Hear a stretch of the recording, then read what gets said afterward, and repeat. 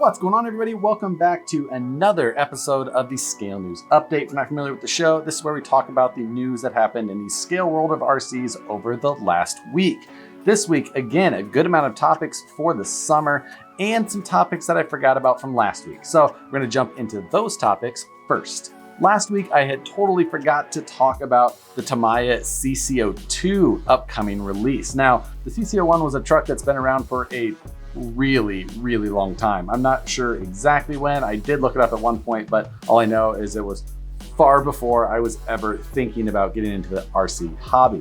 But the CCO2 is a complete departure from anything that it looks like had to do with the CCO1 before. CCO1 was a pan chassis, this one's a ladder chassis. CCO1 was an independent front suspension, this one's a solid axle. It's really surprising to see them go this way. I mean, I am all for seeing solid axle vehicles because they're always what I end up preferring to drive. But I have to admit that this is one that I didn't expect and don't necessarily know if it was a really good idea or not. The truck itself looks like a typical Tamiya build with having a lot of complicated looking moldings to accomplish what they're after. Looks very busy. It doesn't look that scale. And in general, it looks like this truck isn't gonna have a lot of suspension travel. And just in general, I'm gonna be pretty weary that the performance of this truck is really gonna match anything that we would compare it to in the solid axle scale trail world. So I'm not sure exactly what the point was of going after this. Kind of seems like they had a fairly decent niche before with that, a pan chassis. While it's not the most scale thing, it does kind of appear to be scale. It gives you an appearance of a, closed off bottom of a truck, which is, more representative than an open Lexan shell. And, independent front suspension with a solid axle rear is much more common than solid axle front and rear. So they seem to have that area kind of covered where hadn't really been covered well with scale vehicles otherwise. And their entrance into the scale solid axle world, of course, that's not totally true. They've got the Bruiser. They also have the CR01, but I definitely wouldn't call that a scale vehicle. The TLT wasn't scale. It was a little mini monster truck, and I don't think that's been made for a long time. They have the high lifts, and those are scale, I guess. But they're not that scale. They're kind of just an updated Bruiser. The wheelbase on this one isn't long enough where it's really going to help bring a lot of bodies into, the mainstream selection of what we're after. But it doesn't mean that they won't offer typical Tamiya high quality bodies and new styles that may be more fitting to this solid axle setup. So maybe we'll see, some more options come along with Tamiya's new decision to go with this design on the CCO2. So I might as well pick one up, go through it, and kind of see how it compares and what's new. But now let's jump into the topics from this week. First, let's jump right into one of the big ones. Axial gave us more of a sneak peek at the upcoming Capra. They showed the full cage in their most recent video, which was, again, one of the same computer line drawing style, just flashing over and over. And some people actually took and overlaid screenshots from the previous videos with the cage and then married it all together to give us the perspective of this new truck. Again, we know that this is a 1.9 solid axle portal equipped tube chassis buggy. I'm excited for that part because those are a lot of the things that I like in that combination. The official release of information is scheduled for, again, this upcoming Thursday. They've been releasing these teasers every Thursday, and September 12th, upcoming Thursday, that is the date when hopefully we see all of the information, and then hopefully we get some sort of idea on when these things are going to ship. We still haven't seen shipping of the Axial 6x6, so not sure how long after announcement of these. We're gonna have to wait before we actually get our hands on them. This one definitely going to be a hard one to sit back and wait on. Then we've got a release from MST, and this is on their popular CFX-W chassis, which is their portal axled 12.3-inch wheelbase truck. And this one has an FJ45 style body on it. So I am a big fan of what they're doing here. I really like that style of the cab and bed. This one kind of goes in line with the Jeep JP1 that they had released not too long ago. This one right there, I like this body a lot.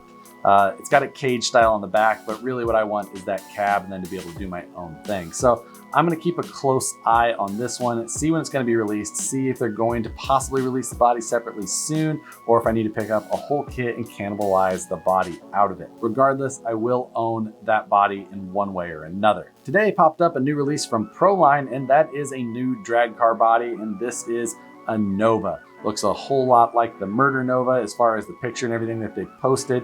Gonna be a cool short course drag style body. Those things are a little bit usually wide and they don't necessarily proportion out 100%, but still a pretty good look. And this one is definitely one of my favorites as far as one that has been released as of late. I've still kicked around the idea of building a drag car one day and just never got around to it.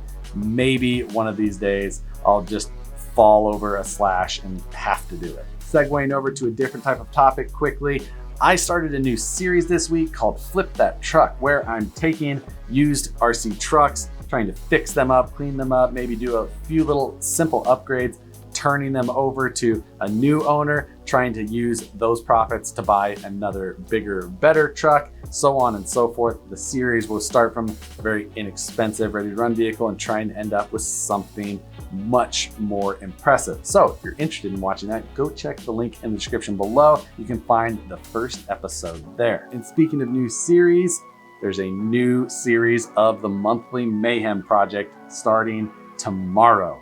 Matt from the Scale Builders Guild and myself will be taking 2 brand new vehicles and embarking in a new challenge. This one, definitely going to be fun, definitely screams America, even if it's a American and a Canadian competing with Japanese cars. But getting back to real news though, RC4WD Drive, the C2X, we talked about it last week. We thought it was likely going to be a new truck. We saw teasers follow up the Scale news that clearly showed that it was a new truck, and then everything got released today. We saw all the information on this vehicle. This is their attempt at a Class 2 ready truck out of the box. It's using the same 4-door Mojave cab that they have used on previous vehicles before.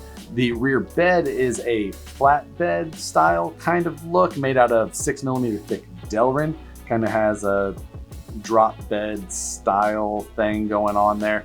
The bed seems to not be necessarily everyone's favorite. It has an all new chassis underneath, which is a flat rail style chassis, but it is all new and it's using a Delrin skid plate with a linked setup. The link setup is said to be adjustable though, and kind of aiming towards the guys who are looking to compete with it and who want maybe a little bit of suspension tunability. The axles under it are the D44 axles, which basically that is a new housing style for the old style Axial SCX-10 axles. So, we're seeing an older style axle set brought into this vehicle. Granted, we all know that axle set, and we know that those gears hold up, which has been something that some of the RC4WD Drive trucks have suffered with. So having a solid ring and pinion set, not necessarily a bad thing. The transmission in this is their forward motor, single speed R3 transmission with an actual transfer case. And as a bonus, it also comes with a full interior. I haven't gone through and looked or see if anybody has also done this and calculated out the exact number of scale points that this thing gets right out of the box. But I think that's what they're going after, especially with the name, and I'm sure that those calculations have probably been done. The truck doesn't look bad. It does look just kind of a little put together, a little parts bin like. The axles we've seen before, the body we've seen before, wheels and tires, pretty typical from RC4WD Drive. The chassis is new, suspension tunability, having a 4-link suspension now rather than a leaf spring suspension, I believe is new for any of the kits that come with the Mojave body. And that part of it, I of course appreciate because I am much more a fan of 4-link or 3-link compared to leaf springs. You're never gonna make everybody happy with a product release.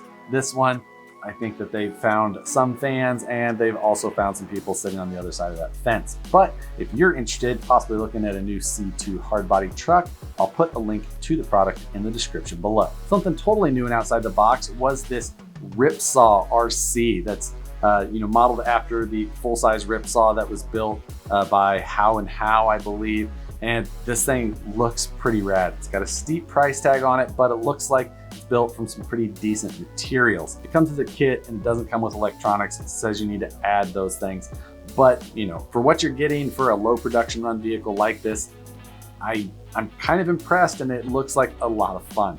Probably not something that I would find myself driving a lot, so not something I would probably seriously consider buying. But for those of you who like that style of driving, maybe this is something that you can put on your wish list for the future. If you want to find any information out on this thing, I'll link to the manufacturer's page. You can go check them out. Looks like they're a pretty small group just putting a product like this together. And lastly, the Traxxas 6x6. Of course, we've seen all the information and videos and things like that on it. I did get a chance to get one in hand finally, and should be able to get a video up hopefully towards the end of this week. It is a monster, and overall kind of impressed, you know, especially for a 6x6. I don't know that 2 releases make a trend, but having 2 brand new 6x6 releases come out seemingly out of nowhere is definitely interesting, and I am looking forward to getting both versions out on the rocks at some point. For this week's question, we're going to kind of play it similar to last week. Last week we were just playing a guessing game, not knowing necessarily what was coming out from RC4 Drive, and not necessarily even knowing that what was coming out from Axial other than a set of portals. But I think this week we're going to kind of, now that we know what is going to be released within reason from Axial. We just saw RC4 Drive's new C2X, and then we also have the 2 new 6x6 releases here next to each other. And taking aside who makes each of those platforms, if you had to spend $500 with your favorite brand, say for example, they make one of each of these options, would you rather have a plastic chassis portal axle truck, assuming that you get electronics as well for that money?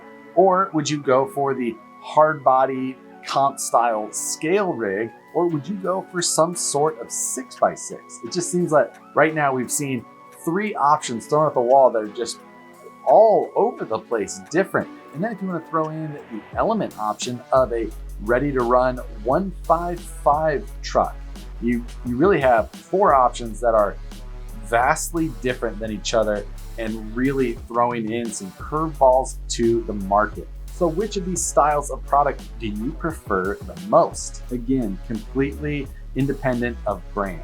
I think it'll be an interesting take to just put it that way and see where you guys would like to spend your money if, say, your favorite brand made product X. So drop your comments below. Definitely looking forward to reading them. The comments last week definitely skewed most to the Axial truck. It just seemed like that, being that we knew some key parts of it, and you know, that is something new and people seem to be excited about it. It definitely seemed to, you know, have the most excitement rallying behind it. But again, drop your thoughts this week in the comments below. As always, guys, thanks for watching. It's been a nice couple of weeks with a lot of new products dropping. So thanks again for checking in, watching the Scale News Update. I really appreciate it. I hope you guys have an awesome rest of your week. We'll see you next week for the Scale News Update. Thanks again for watching, and we'll see you on the next one.